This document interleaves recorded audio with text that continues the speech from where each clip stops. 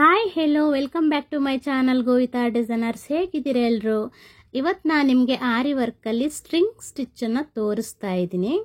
String stitch ಅಂದರೆ ಈ ಥರ ಸ್ಟಾರ್ ಆಗಿ ಅದನ್ನು ಹೇಗೆ ಹಾಕೋದು ಅಂತ ತೋರಿಸ್ತೀನಿ. ನಾನು ಸ್ಟಾರ್ಟ್ ಮಾಡೋಕ್ಕಿಂತ ಮುಂಚೆ ಯಾರೆಲ್ಲ ನನ್ನ ಚಾನಲ್ನ ಫಸ್ಟ್ ಟೈಮ್ ನೋಡ್ತಾ ಇದ್ದೀರಾ ದಯವಿಟ್ಟು ಸಬ್ಸ್ಕ್ರೈಬ್ ಮಾಡ್ಕೊಂಡು ನೋಡಿ, ಹಾಗೆ ಸಪೋರ್ಟ್ ಮಾಡಿ. ಏನಾದರೂ ಡೌಟ್ಸ್ ಇದ್ದರೆ ಕಮೆಂಟ್ ಮಾಡಿ. ಓಕೆ, ಲೈಕ್ ಮಾಡೋದನ್ನು ಮಾತ್ರ ಮರಿಬೇಡಿ. ವಿಡಿಯೋನ ಪೂರ್ತಿಯಾಗಿ ನೋಡಿ. ನಾನೀಗ ಮಾರ್ಕ್ ಮಾಡ್ತಾ ಇದ್ದೀನಿ ನೋಡಿ, ಆ ತುದಿಯಿಂದ ಎಡ್ಜ್ವರೆಗೂ ನೋಡಿ, ಆ ಥರ ನೀವು ಎಲ್ಲ ಕಡೆ ಮಾರ್ಕ್ ಮಾಡ್ಕೋಬೇಕು.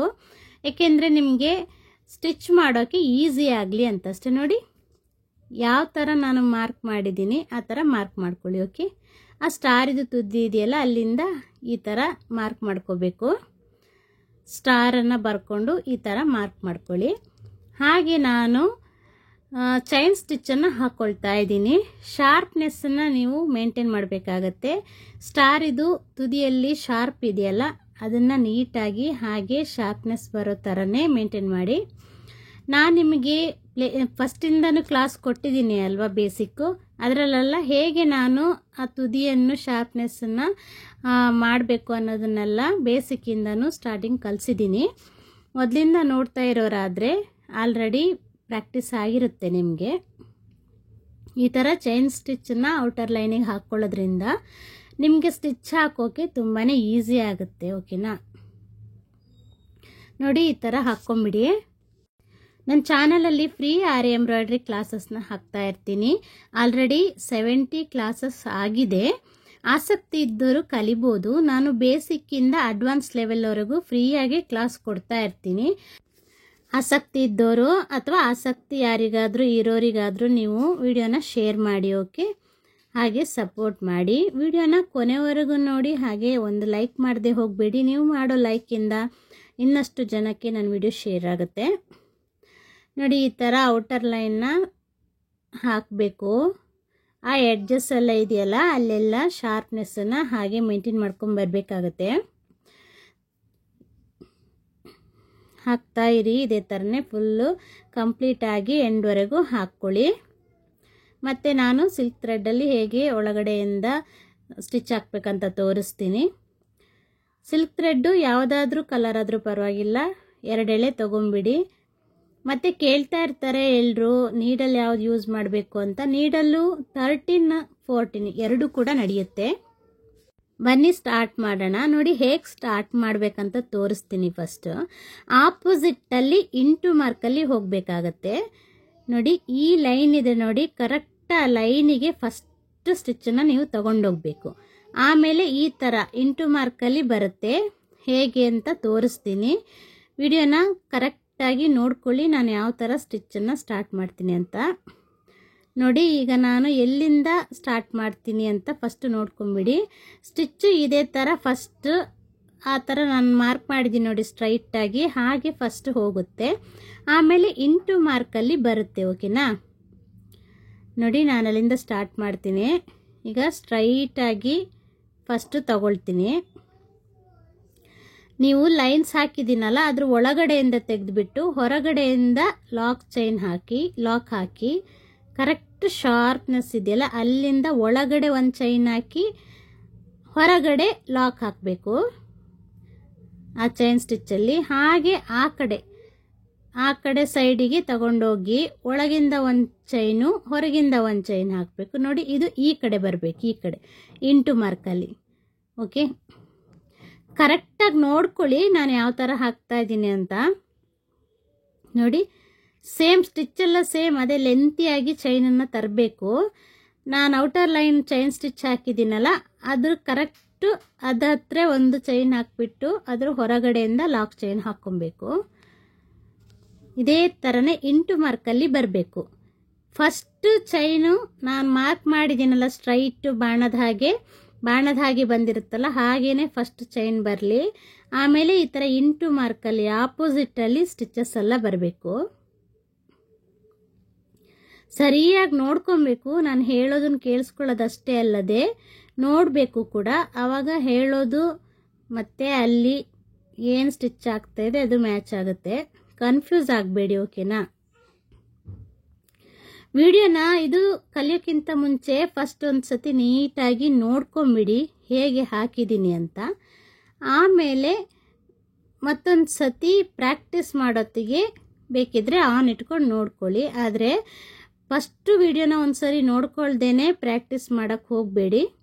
ಫಸ್ಟ್ ಒಂದು ಸತಿ ಫುಲ್ ನೋಡ್ಕೊಂಬಿಡಿ ಹೇಗೆ ಹಾಕಿದ್ದೀನಿ ಅಂತ. ಆಮೇಲೆ ಪ್ರಾಕ್ಟೀಸಿಗೆ ಕೂತ್ಕೊಳ್ಳಿ.